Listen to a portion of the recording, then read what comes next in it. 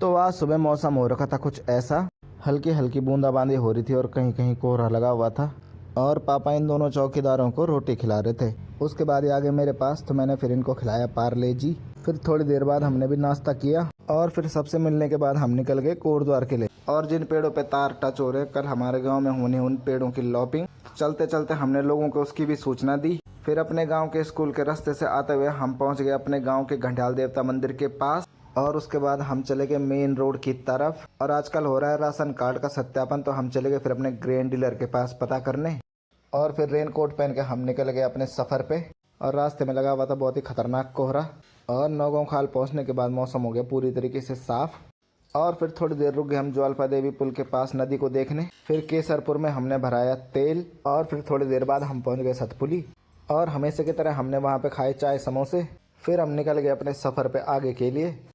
और थोड़ा आगे चलते ही हमें मिल गया पहला जाम। फिर थोड़ी देर बाद आगे बढ़े तो रोड के हो रखे थे बहुत बुरे हाल। और फिर फंस गए हम 15 मिनट जाम में। फिर जाम खुलने के बाद हम बढ़े थोड़ा सा आगे और फिर फंस गए हम जाम में। और इस बार रुकना पड़ा हमें आधे घंटे से ज़्यादा, क्योंकि रोड में गिर रखे थे पहाड़ी से बड़े बड़े पत्थर। फिर जेसीबी मशीन ने इन पत्थरों को हटाया। फिर थोड़ी देर बाद रोड क्लियर हुई तो हम बढ़े आगे। और फिर शुरू हो गई कीचड़ वाली रोड।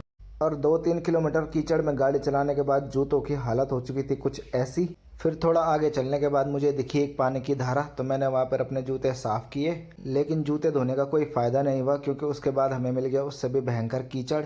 और फिर इन खतरनाक रास्तों को पार करने के बाद फाइनली हम पहुँच गए कोटद्वार। फिर हम रुके थोड़ी देर झंडा चौक पे, वहाँ पर हमने लिए घर के लिए मोदक। और फिर 4 बजे फाइनली हम पहुँच गए अपने घर पे। फिर शाम को रिंकी और रोहित चले गए सिद्धबली आरती देखने। और पापा बैठ गए अपना काम करने।